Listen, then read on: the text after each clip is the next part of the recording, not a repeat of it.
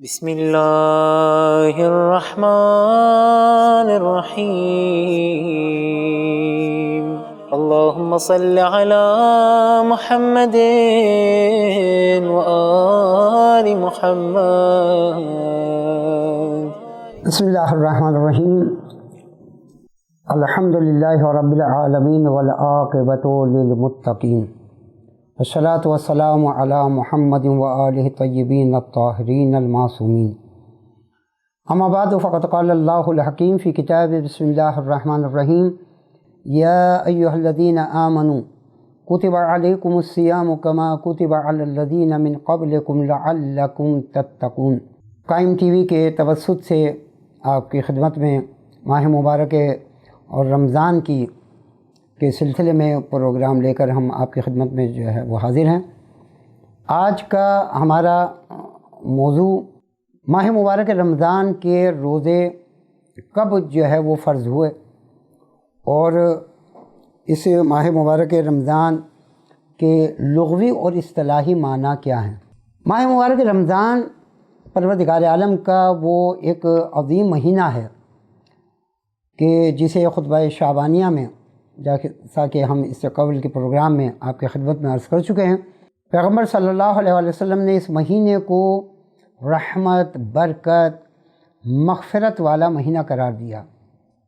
یہ مہینہ رحمت والا مہینہ ہے، برکت والا مہینہ ہے، مغفرت والا مہینہ ہے، اور اس مہینے کا جو آخری عشرہ ہے عتق من النار کا عشرہ ہے۔ یہ مہینہ نواں مہینہ ہے قمری، اور ماہ مبارک رمضان کے جب روزوں کا حکم ماہ شعبان جیسا کہ تاریخ میں ملتا ہے کہ 2 شعبان کو یہ حکم ماہ مبارک رمضان کے فرض ہونے کا آیا ہے، اور 2 ہجری کو ماہ مبارک رمضان گویا پہلا وہ رمضان تھا کہ جب روزے فرض ہوئے، اور ماہ مبارک رمضان کے عنوان سے گویا روزے جو ہے وہ واجب ہوئے ہیں۔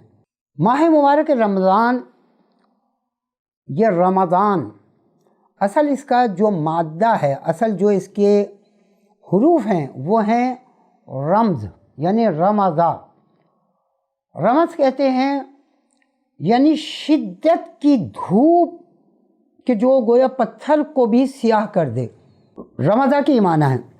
اور ہو سکتا ہے کہ ماہ مبارک رمضان، اس مہینے کو رمضان کہنے کی حکمت اور فلسفہ یہ ہو کہ کیونکہ جس سن میں یہ روزے واجب ہوئے شدید گرمی تھی، شدت کی دھوپ تھی، تپش زیادہ تھی، اور اس مہینے میں یہ روزے فرض کیے گئے۔ پر جس طریقے سے رمضان شدت کی دھوپ، اور شدت کی دھوپ جب پڑتی ہے تو ہر چیز کے رنگ کو تبدیل کر دیتی ہے، پتھروں تک کا رنگ جو ہے وہ تبدیل ہو جاتا ہے، چجائی کے دوسری اور رنگ والی چیزوں کا رنگ بھی جو ہے وہ متغیر ہو جاتا ہے۔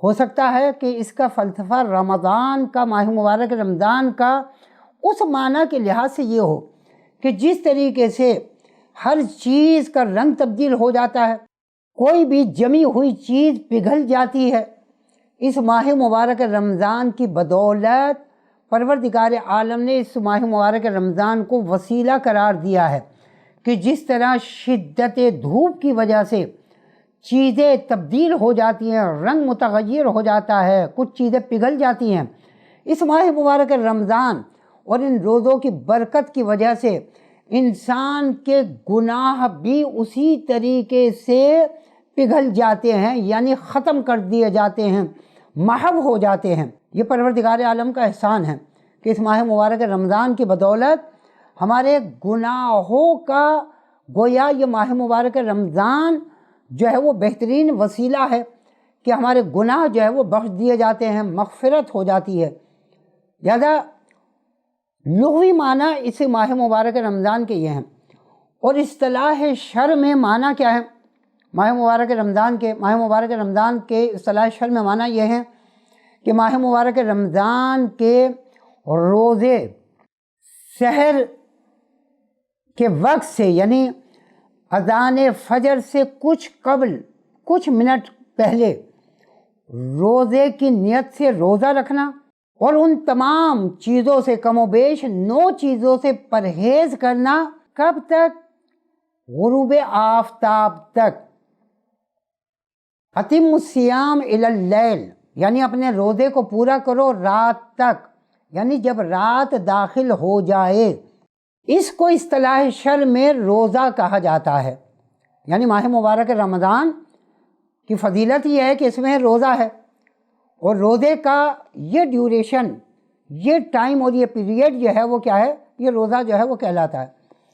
ماہ مبارک رمضان کے سلسلے میں پیغمبر ختمی مرتبہ حضرت محمد مصطفیٰ صلی اللہ علیہ وآلہ وسلم نے ارشاد فرمایا کہ ماہ مبارک رمضان کی 5 برکتیں ہیں. بہت توجہ چاہوں گا. 5 برکتیں ہیں. پہلی برکت اس ماہ مبارک رمضان کی یہ ہے کہ پروردگار عالم نے اس ماہ مبارک رمضان میں روزوں کو فرض کیا ہے، روزوں کو واجب کیا ہے، اور فرمایا کیا؟ وَأَن تَصُومُوا خَيْرٌ لَكُمْ، یعنی یہ روزہ رکھنا تمہارے بہتری میں ہے، تمہارے لیے خیر ہے. یہ ماہ مبارک رمضان رکھنا تمہارے لیے بہترین ہے، خیر ہے اس میں. حتیٰ کہ ایک حدیث پیغمبر صلی اللہ علیہ وآلہ وسلم کی بھی ہے، وہ بھی اس وقت یاد آ گئی کہ سومو تصحو، روزہ رکھو صحت مند ہو جاؤ. یعنی بعضوں کا ہو سکتا ہے یہ نظریہ ہو کہ نہیں، روزہ رکھنے سے بیماری آتی ہے یا انسان بیمار ہو جاتا ہے. نہیں، روایت ہے، حدیث ہے کہ روزہ گویا تمہاری صحت کا ضامن ہے. روزے کے ذریعے سے نہ جانے کتنے جسم کے اندر اس قسم کے جراثیم ہیں کہ جو مرض کا باعث بنتے ہیں. اس روزے کی وجہ سے، اس فاسٹنگ کی وجہ سے ہمارے وہ جراثیم جو ہے ان کو تقویت نہیں ملتی غذا کی وجہ سے، لہذا وہ دم توڑ دیتے ہیں، مر جاتے ہیں. لہذا فرمایا کہ سومو تصحو. ماہ مبارک رمضان کی پہلی برکت یہ ہے کہ روزوں کو فرض کیا. دوسری برکت اس ماہ مبارک رمضان کی کیا ہے؟ دوسری برکت یہ ہے کہ آسمان کے در کھول دیے جاتے ہیں. آسمان کے اندر بھی در ہیں، دروازے ہیں، کھول دیے جاتے ہیں. یعنی جب یہ دروازے کھول دیے گئے تو رحمتوں کا نزول بھی ہو رہا ہے. دعائیں جو کی جا رہی ہیں وہ اس در سے داخل ہو کر عرش تک پہنچ رہی ہیں. دروازے کھول دیے گئے. تیسری برکت اس ماہ مبارک رمضان کی یہ ہے کہ جہنم کے دروازوں کو بند کر دیا گیا. یعنی کتنا بد نصیب ہوگا وہ شخص، خدا نہ خواستہ، کہ اپنے آپ کو اس ماہ مبارک رمضان میں گناہوں کی وجہ سے اپنے آپ کو جہنمی لکھوا لے، جبکہ جہنم کے دروازے بند ہیں. اس ماہ مبارک رمضان کی تیسری برکت یہ ہے کہ جہنم کے دروازوں کو بند کر دیا گیا. چوتھی فضیلت اس ماہ مبارک رمضان کی کیا ہے؟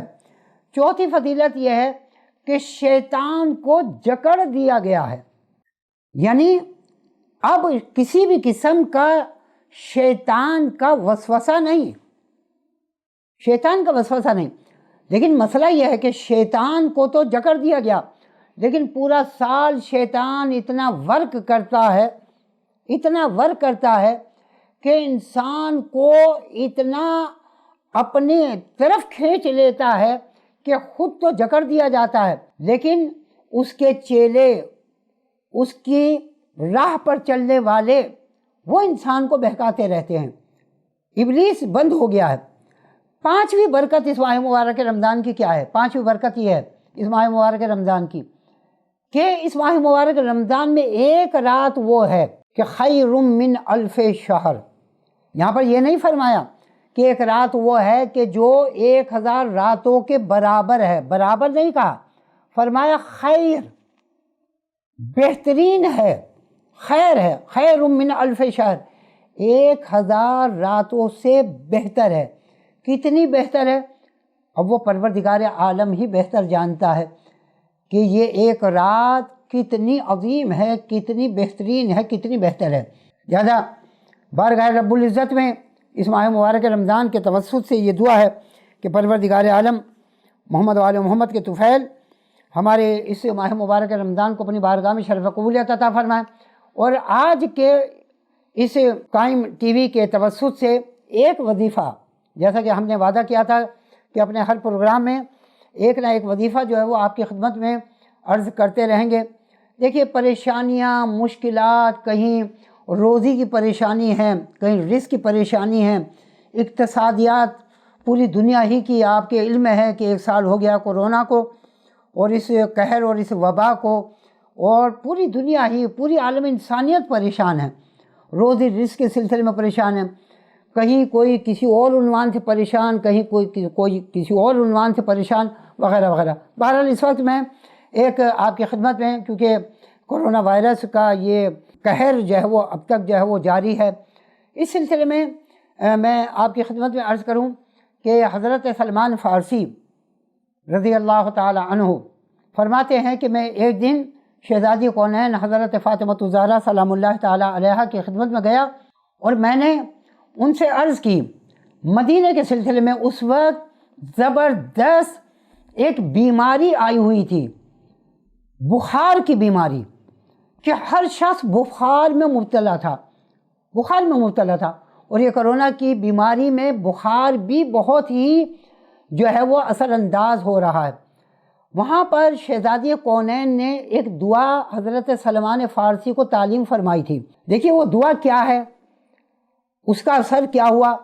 اس دعا کا اثر یہ ہوا کہ سلمان فارسی فرماتے ہیں کہ جو دعا، جسے دعائے نور کہا جاتا ہے، شہزادی نے تعلیم فرمائی تھی، وہ دعائے نور صغیر بھی ہے، دعائے نور کبیر بھی ہے، چاہے دعائے نور صغیر ہی پڑھی لی جائے وہ بھی جو ہے وہ افادیت رکھتی ہے اور اس کا بھی اثر ہے۔